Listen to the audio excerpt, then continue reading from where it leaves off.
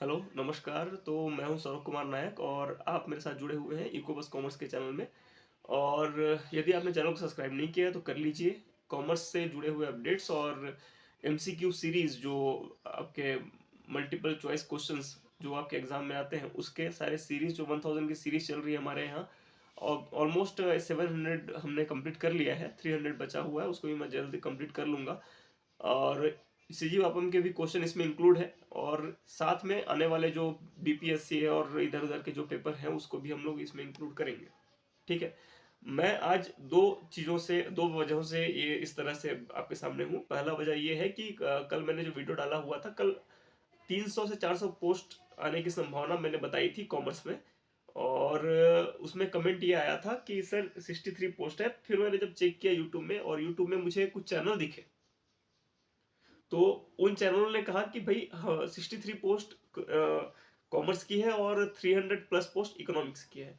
देखिए, मैं जब पुराना वीडियो अगर आप मेरा देखेंगे तो मैंने पहले ही बोला था कि जो मुझे नहीं लगता फिलहाल अभी कॉमर्स में बाइफर्केशन अभी हो सकता है। अब उसको बाइफर्केट कर दिया गया है इस बार। अगर इकोनॉमिक्स अलग कर दिया गया है कॉमर्स से, कॉमर्स अलग कर दिया गया है, उस केस में हाँ, कॉमर्स की वैकेंसी कम हो सकती है। बिकॉज जो पहले था, पहले क्या हुआ करता था कि कॉमर्स की जब वैकेंसी निकलती थी तो कॉमर्स में इकोनॉमिक्स भी इंक्लूड था। तो उस टाइम पे क्या होता था कि 70 मार्क्स का आपका बिजनेस स्टडी, 35 मार्क का, है ना। और लेखांकन यानी अकाउंटेंसी आपका 35 मार्क के, मतलब 70 मार्क्स का आपका हो गया कॉमर्स, जिसको हम कॉमर्स बोलते हैं। उसके बाद 30 मार्क्स का होता था आपका इकोनॉमिक्स। तो इकोनॉमिक्स का पोर्शन बहुत कम था। इसका इम्पैक्ट क्या हुआ, निगेटिव इम्पैक्ट क्या हुआ हमारे लिए, कि जितने भी लोग थे उनको मान लिया गया कि वो कॉमर्स के हैं। नहीं समझे। अब जितने लोगों ने अब तक एग्जाम दिया है, जो अभी एज अ इकोनॉमिक्स पीजीटी काम कर रहे हैं, या फिर जो पहले लगे हुए थे एज अ पीजीटी कॉमर्स, सारे ही लोग अब पीजीटी कॉमर्स बन चुके हैं। अब इकोनॉमिक्स की वैकेंसी को सेपरेट करके देखा जा रहा है। समझ रहे हैं बात को। अब क्या होगा, अब ये बात ये आती है कि अब जो कॉमर्स की वैकेंसी है बहुत कम हो गई है। नेक्स्ट टाइम तो और भी कोई चांस नहीं लग रहा है। अब दूसरी बात जिसके वजह से मैं यहाँ पे हूँ, ये है कि परसेंट क्राइटेरिया क्या होता है, परसेंट कितनी जरूरी होती है पीजीटी यानी कि व्याख्याता बनने के लिए। और इसके साथ मैं बात करूंगा कि असिस्टेंट प्रोफेसर के लिए जो परसेंटेज होता है वो क्या होता है।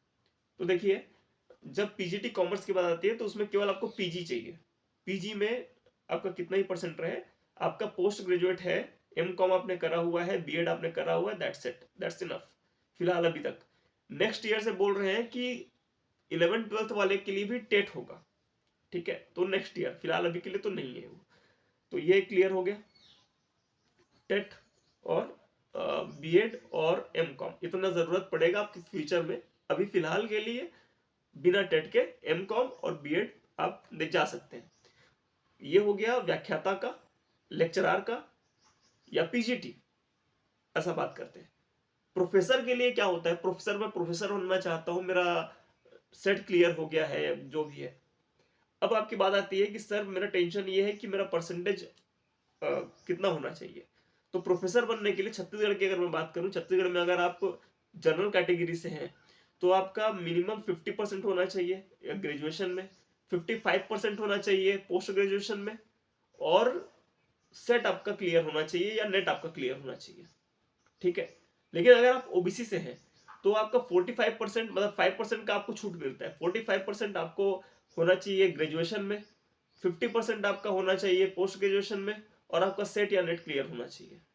ये आपकी एलिजिबिलिटी है।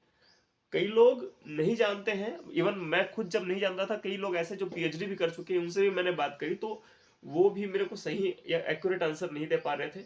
और इस बात का मुझे बलाल रहेगा कि मुझे कई इन्फॉर्मेशन ऐसे होती है जो मुझे खुद ही निकालनी पड़ती है।